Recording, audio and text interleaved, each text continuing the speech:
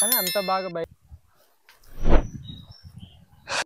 ఈ స్వరంగంలో అలాగే మత్స్య దేవతలను కలిపి అయితే పండగ అనేది చేసుకోవడం జరుగుతుంది. హాయ్ ఫ్రెండ్స్, అందరు ఎలా ఉన్నారు? మీరైతే చాలా బాగున్నారని అయితే అనుకుంటున్నాను. ఫ్రెండ్స్, ఈ రోజు అయితే సరికొత్త వీడియోతో మీ ముందుకు వచ్చాను. మహాశివరాత్రి పండగ అన్నమాట. మా ప్రాంతంలో ఈ ఊర్లో అయితే ప్రత్యేకించి మత్స్య దేవతలను పూజిస్తూ అలాగే ఈ మహాశివరాత్రి నాడు అయితే పండగ అనేది చేసుకుంటారు.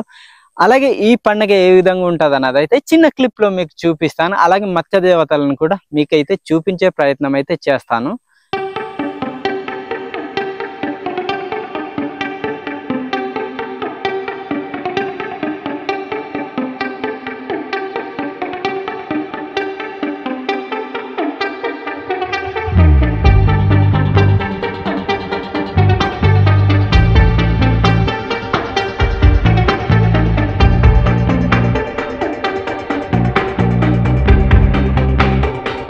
ఇప్పుడైతే మత్స్య దేవతలు అన్నాం కదా, ఆ గడ్డకైతే చేరుకోవడం జరిగింది. చూపిస్తాను.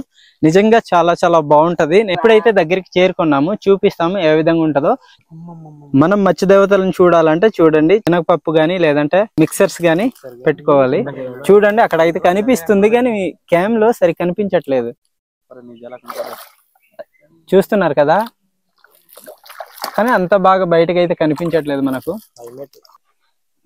ఇప్పుడు కనిపిస్తుంది కదా, చూడండి, కొంచెం జూమ్ చేశాను. ఇదిగో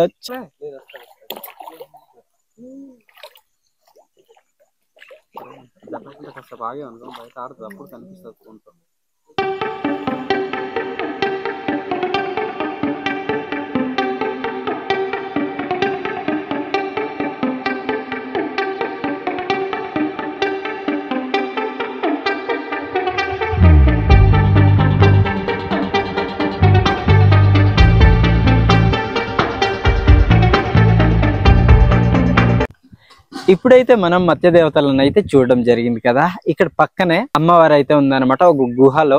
అక్కడ ఏ అమ్మవారు వెలిసి ఉన్నారు అన్నది అయితే అడుగుదాం పూజారి గారికి. అక్కడికైతే మేము చేరుకున్నాము. అన్న, ఇక్కడ పూజారి మీరేనా? మేమే. మీ పేరు అన్న? మా పేరు వి మల్లేశ్వరరావు. గుడి యొక్క చరిత్ర మీకేమైనా తెలుసా? మరి గుడి ఒక చరిత్ర అంటే అప్పుడు మా తాతలు ముత్తాతలు నుంచి చేసుకుంటున్నారు. అవును. వారు చేస్తూ వారి కాలం మారిపోగా ఇప్పుడు మాకు వచ్చింది. మేము కూడా అలాగే దానికి సేవించుకుంటున్నాము. అవును.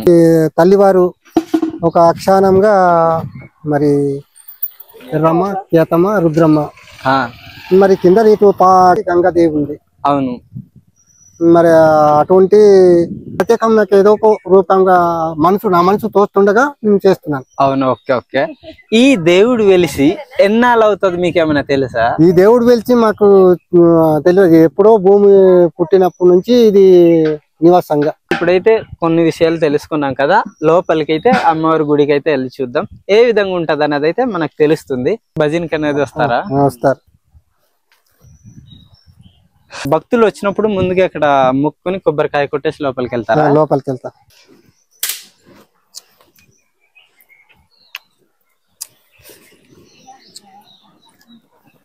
ఇది ప్రతి సంవత్సరానికి పండగ అనేది జరుపుకుంటారా?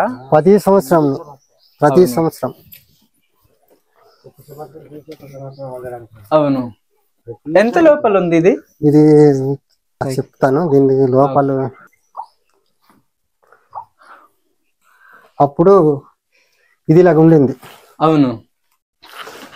ఇలాగ ఉండింది. అయితే మరి మనకు హార్ట్ పైన మనకు తెలియదు, తల్లివారు మరి దాని అనుగ్రహత ఏటో తడక వేసింది.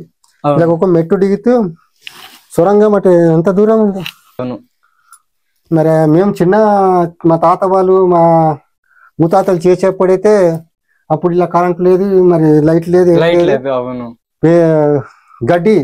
గడ్డి సాదలు కట్టి అంతంత పొడవు కట్టిన అక్కడ ఒక 100 అడుగులు వెళ్ళి దాకా అలాగే అక్కడికి బుద్ధులు అయిపోతే మళ్ళీ తిరగడానికి ఇంత ముక్క మిగులుతుంది ఇక్కడ రావడానికి. ఇక్కడైతే చూసారు కదా, ఈ లోపలైతే పెద్ద స్వరంగమే ఉందన్నమాట. పైన అయితే చూడండి ఏ విధంగా ఉందన్నది. ఇక్కడ అమ్మవారు అయితే లోపలికి వెళ్ళడానికి అవ్వకుండా తలుపుగా ఒక రాయిని అయితే వేసుకోవడం జరిగింది. దాంతో పాటు లోపలైతే ఇంకా దూరం వరకు సొరంగం అయితే ఉందని పూజారి గారు అయితే చెప్తున్నారు. ఇక్కడైతే ఎర్రమ్మ, కేతమ్మ, రుద్రమ్మ 3 అమ్మవార్లు అయితే వెలిసి ఉన్నారు. చూశారు కదా, ఈ గుడి యొక్క ప్రత్యేకత అయితే ఇదనమాట. ఈ గుడిలో ఉన్నదంటే ఈ గుహవే. ఈ శివరాత్రిలో పండగ చేసుకునేదైతే ఈ సొరంగంలో అలాగే మత్స్య దేవతలను కలిపి అయితే పండగ అనేది చేసుకోవడం జరుగుతుంది. వీడియో అయితే చూసారు, ఏ విధంగా అనిపించిందో కామెంట్ చేయడం అయితే మర్చిపోకండి.